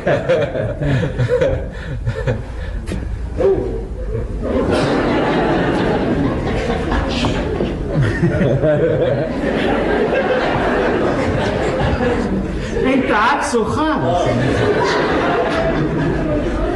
انت مهذب كده، راسي قوي في موضوع الحريم ده.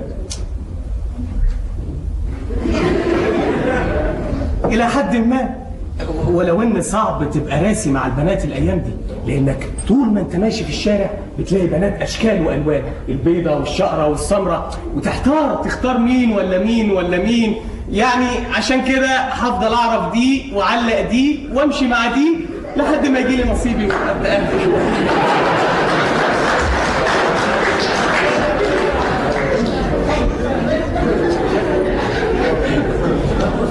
وانت زيهم كده بتحب الستات؟ لا انا بقى جت رجلي بدري، اتكلبشت اوقات، عشان كده تلاقيني ايه جدا. اصل انا مراتي ولا مؤاخذه ما تعرفش الا الشبشب. اقدر ابص كده ولا كده على طول، مفيش تفاهم. بس ده مش معناه ان انا ما بحبش الستات، بالعكس ده انا بموت فيهم. بس هقول ايه؟ الشبشب حاجه. يعني انتوا الثلاثه بتحبوا الستات، مفيش فايده. اسمعوا يا ولاد، انا في شبابي كنت بعرف اغني كويس قوي. كانت اغاني الحب والغرام اياميها موضه. كنا نتقابل 7 8 اصحاب، وبعد العشاء نقعد كلنا في البلكونه وكلنا نغني. بس انا بقى احسن واحد كنت يغني فيه. يما يما جبه يما يا فونيكولي فونيكولا فونيكولي فونيكولا جبه يما يا. حد فيكم بيعرف يغني؟ بالحقيقه انا شخصيا ما اعرفش بصراحه، وانا كمان ما بعرفش. انا بغني. صحيح بتعرف تغني؟ طبعا. هو انا ورايا غير الغنى؟ طول النهار اشتغل في المحل وانا بغني. طب سمعني حاجه بقى. سمعك حاجه ايه؟ اي حاجه تعجبك. طبعا اصل انا بصراحه مكسوف. مكسوف ليه؟ انت مش بتغني في المحل؟ في المحل، بس هنا مش المحل يعني، فعشان كده بس هحاول عشان خاطر حضرتك بس يعني اغني لك حاجه كده. عارف حضرتك غنوه مونستيريو سانتا كيارا؟ حلوه قوي الغنوه دي. اسمعها لحضرتك.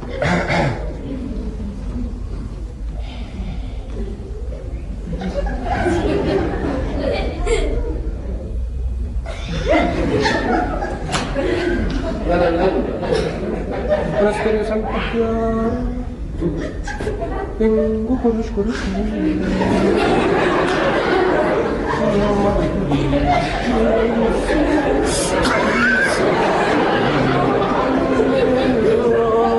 انت في حاجه بتوجعني. لا معقوله يا علم، معقوله في غنى بالشكل ده؟ بالذمه ده صوت ده؟ ده مش صوت يعني، ما صوت اهو. لو الغنى بالشكل ده يبقى انا كمان بقى بعرف اغني. وانا كمان ممكن اغني. ما هو اي حد في الدنيا يعرف يغني بالشكل ده يا شباب. سمعنا انت بقى. هو بصراحه انا مش مستعد دلوقتي ومش بجح زي الناس عشان اقول ان انا بغني وصوتي حلو. لكن اذا كنتوا يعني مصرين قوي كده انا ما عنديش مانع اسمعكم حته صغيره على الماشي من الكتالوج بتاع الجديد. سمعنا يا اخويا. يا ترى بقى بتحبوا تسمعوا كلاسيك ولا كاجوال؟ خلينا في مونستيريو، انا برضو بحبها بس ادوزها للصوت عشان المسائل تمشي. لحظه معايا.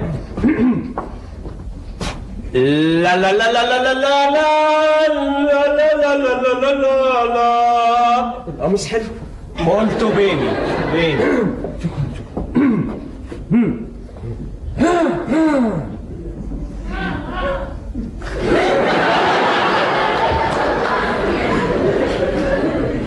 Monasterio Santa Chiara, tengo cuore scuro scuro. يا حلولي.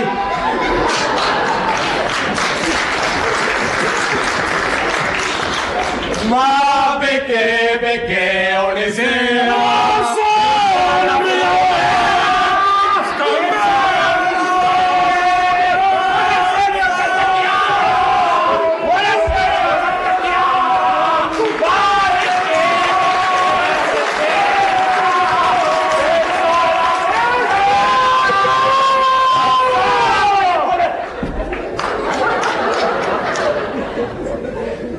احسن حاجه تعملوها في الحياه انكم تسكتوا. معقوله 3 من نابولي مش عارفين يغنوا؟ انا بغني. طب كريستيانو ما بقيتش تغني.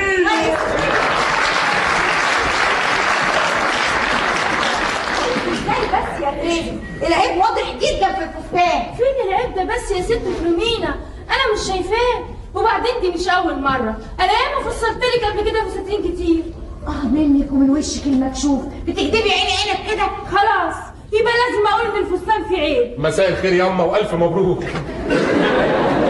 مساء الخير يا ماما مبروك. مساء الخير يا ماما مبروك. يا باي يا تريزا الوسط مش مظبوط عشان تبطلي خنصره من القماش وتعملي فستان لبنتك. سامعين بتقول ايه؟ ايوه انا بنفسي شايفه بنتك وهي لابسه فستان من نفس القماش بتاعك. لا ما تقوليش كده ست فلومينا، بعدين ازعل منك. وعلى كل حال انا عمري ما استغل الزبونه. ليه يعني؟ وانا ما عنديش ضمير؟ طب اعمل ايه اكتر من كده عشان حضرتك تنبسطي؟ تبطلي خنصره من القماش. ليه يا ست فلومينا؟ ايه الكلام ده؟ يعني انا حراميه؟ طب ان شاء الله تخبطني عربيه ان كان في حاجه بتتباع من القماش. ده دوبك شويه قصايص. يا اختي عليك انت وعلى جمالك عروسه بحق وحقيقي. كنت عايز اتكلم معاكي لحظه يا فيلومينا. يا باي الجزمه ام كعب دي وجعت رجلي. يا ستي لو تعباكي غيريها البسي اي جزمه ثانيه. ايه عايز تقول ايه؟ لو سمحت يا ست تريزا سيبينا لوحدنا شويه. انا خارجه حالا. الف مبروك يا سعاده البيت.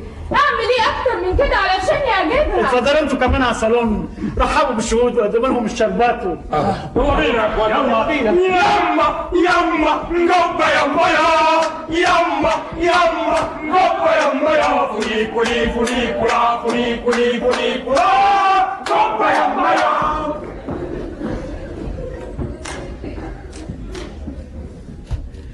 يا سلام يا سلام عليك وعلى حلاوتك يا فيلومينا.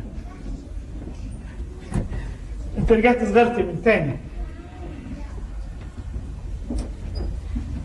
لو كان بالي كنت قلت لك كلام احسن منه. الحمد لله انا متهيألي ان مفيش حاجه ناقصه. انا دماغي اتقلبت النهارده. انا كمان تعبانه وبالي مش رايق. هو ازاي بالك هيروق بس؟ على فكره اللي تقدر تعتمد عليها هي لوتشيا، لكن ما تزوجيش من الموضوع يا فينومينا، انت عارفه كويس قوي انا بفكر في ايه. راحة البال، راحة البال يا فينومينا، انت الوحيده اللي تقدري توفريها لي. انا اظن انا عملت كل اللي انت عايزاه. بعد ما لغيت الجواز انا رحت لك بنفسي وحاولت اقابلك اكتر من مره، كل مره كنت بتهربي مني وتعملي نفسك مش موجوده، بس في الاخر احنا اتقابلنا وانا اللي قلت لك يلا بينا نتجوز. وادينا بنتجوز اهو النهارده. وانت طبعا سعيده، او على الاقل ده اللي بتمناه يعني. طبعا سعيد. طيب يا ريت تساعديني انا كمان. اقعدي واسمعيني كويس. انا حاولت اقابلك اكتر من مره في الايام الاخيره، لكن ما كنتش بقدر، كنت دايما بحس بالخيال.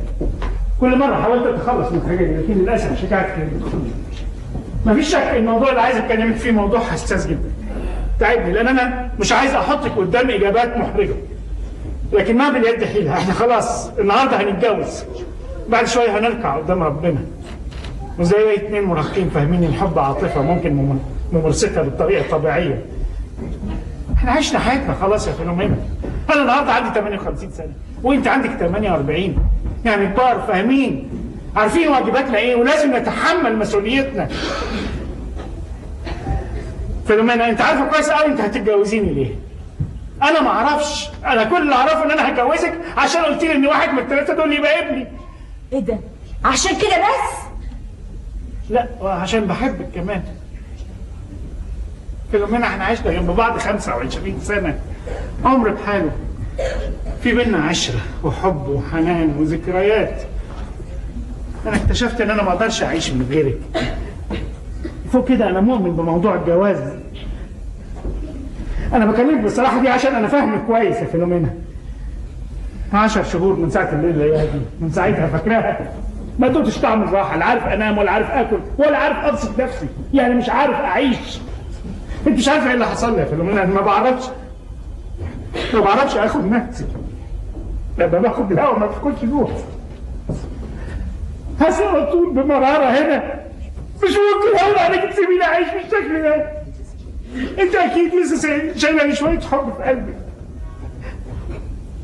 فاكره يا فيلومينا لما قلت لي اوعى تحلف، انا من يوميها ما حلفتش، بس النهارده عندك مانع ان انا اطلب منك انك تسامحيني. انا مستعد اطلبه بالطريقه اللي انت عايزاها. مستعد ابوس ايديكي، ارجع تحت رجليكي. قولي لي مين هو ابني اللي من لحمي ودمي. قولي لي مش عشاني انا، عشانك انت، عشان ما افتكرش انك عايزه تستغليني وبس. وانا في كل الاحوال هتجوزك.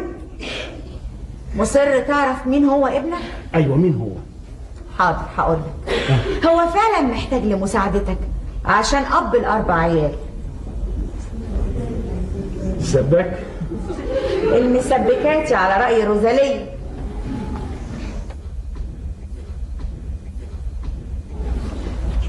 والله يعني مش بطال يعني.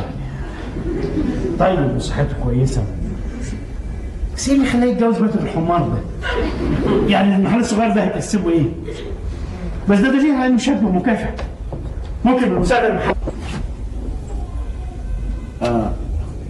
برافو يا هنا. السباك بالذات عشان هو اللي متجوز وعنده عيال، هو اللي محتاج اكتر من غيره، مش كده؟ ومطلوب ايه من ام زي تعمل غير كده؟ مش لازم اقف جنب التعبان فيهم. على فكره انت ما صدقتنيش عشان انت لئيم. وعلى كل هو ريكاردو. ترز القمصان؟ لا، امبرتو.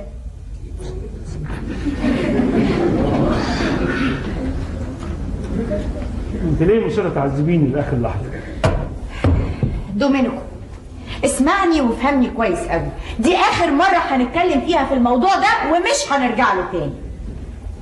انت عارف كويس قوي يا دومينيكو ان انا حبيتك قوي، حبيتك بجد من كل قلبي، وطول عمرك كبير قوي في نظري، ولسه لحد النهارده بحبك، ويمكن اكتر من الاول كمان. لكن انت ايه اللي انت عامله في نفسك ده؟ ليه دايما تعب نفسك بنفسك؟ ربنا ادالك كل حاجه حلوه، الصحه والمظهر والفلوس، وانا كنت اقدر ما اقولكش لغايه ما اموت واوفر عليك التعب، وانت كنت هتحس انك راجل طيب كريم عشان حنيت على 3 ولاد غلابه زي دول. ارجوك ما تسالنيش مين هو لاني مش هقولك. انا عايزاك تفضل على طول كبير في نظري. انا عارفه انه من حقك انك تعرف مين هو ابنك لان الفلوس فلوسك. لكن شوف، اول ما قلت لك ان ابنك هو السباك ما فكرتش على طول غير في الفلوس وازاي تكبر له المحل بتاعه، وما فكرتش في الاثنين التانيين هيبقى وضعهم ايه ولا حقوقهم ايه ولا حاجه. انت عارف كويس قوي ان انا لو قلت لك تاكد ان بيتنا هيتخرب. ارجوك بلاش تفكر في نفسك. انت عارف كويس قوي ان الاخ ممكن اخوه عشان خاطره. ارجوك بلاش تفكر في نفسك ولا تفكر فيا. خلينا نفكر فيهم هم. كفايه ان احنا اتحرمنا منهم وهم عيال صغيرين بنشيلهم على ايدينا وبندلعهم. اتحرمنا من انهم يكبروا قدام عينينا، وهم كمان اتحرموا من حضننا ومن حناننا لما كانوا بيبقوا عيانين وهم صغيرين مش عارفين يروحوا فين ولا يقولوا منين. في الاخر لما بيكبروا بيبقى حاجه من الاثنين، يا بيفضلوا اخوات كويسين مع بعض يا بيتقلبوا الاعداء ياكلوا في بعض. على كل الوقت لسه ما فاتش. انا بقول نسيب الامور تمشي زي ما كانت، كل واحد يروح لحاله. القسيس واسهل وعازف الاورج كمان. يلا يا أما عشان تتجوزي. يلا يا ماما بقى. انت عندك حق، هنسيب الامور تمشي زي ما كانت وكل واحد يروح لحاله. انا عايز اتكلم معاك. انا طول عمري راجل دغري، عشان كده انا مش هقدر اكشفكم. اسمعوني كويس. نعم يا بابا.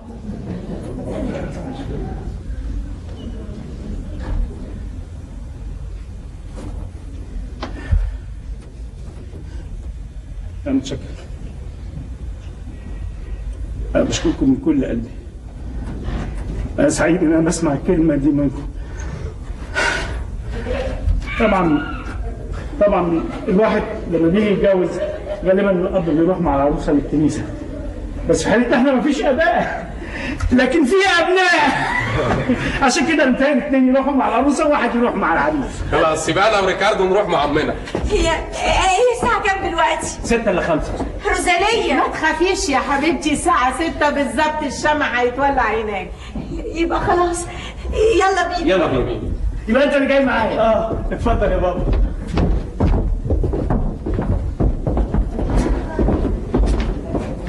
ميرسي على الاستيك.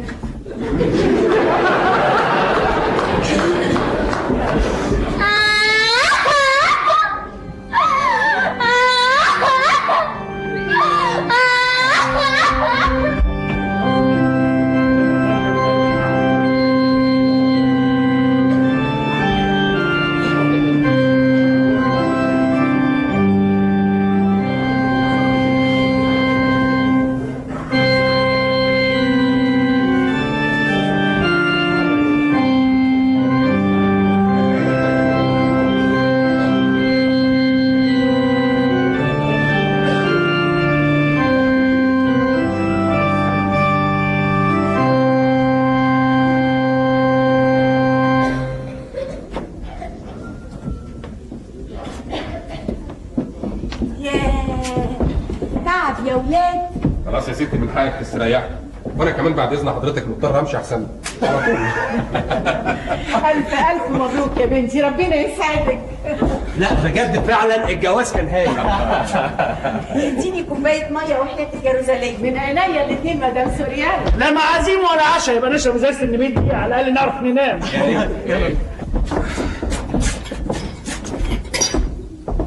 المية. ده مين اللي عايز مية؟ مدام سوريانو. لا قولي مدام سوريانو. شرب المية في ليلة زي دي فعلا. وده الروتشيه كمان عشان تشرب معانا. ولا هي ملهاش نفس يعني. كنت هنسى الفريدو. ده على الفريدو. الفريدو الجوك الجامد المتين. الفريدو تعالى عيشها في ساحة العروسين، وانت كمان يا روتشيه.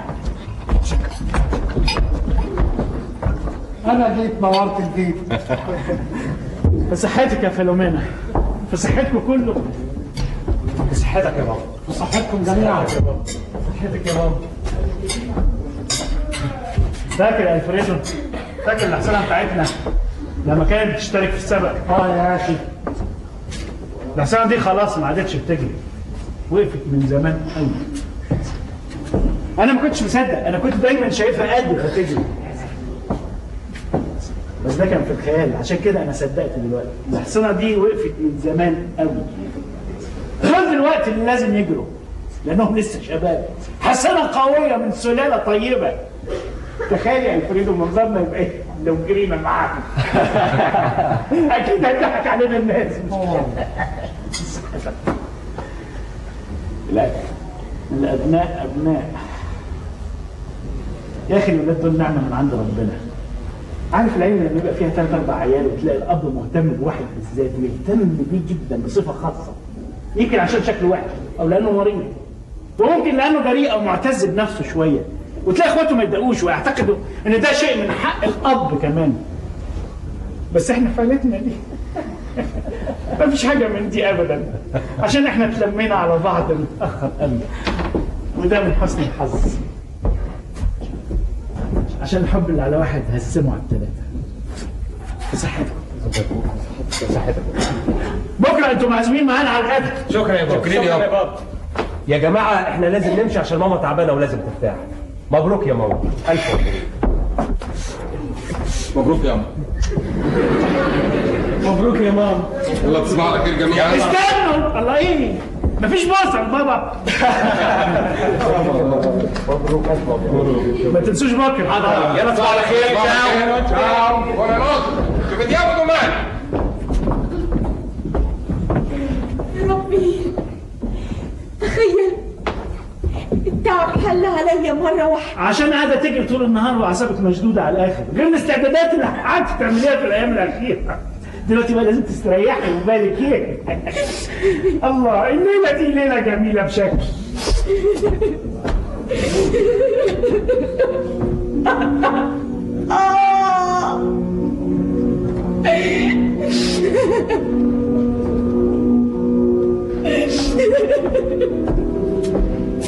فيلومينا مالك في ايه؟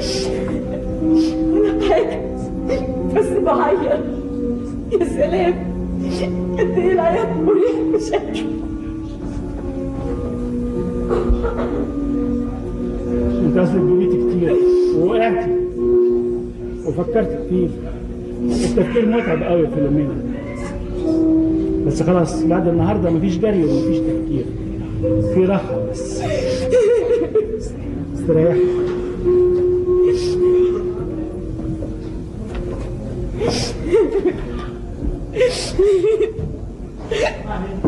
عندك حق يا فيلومينا، الابناء ابناء ولازم يبقوا قد بعض. عندك حق.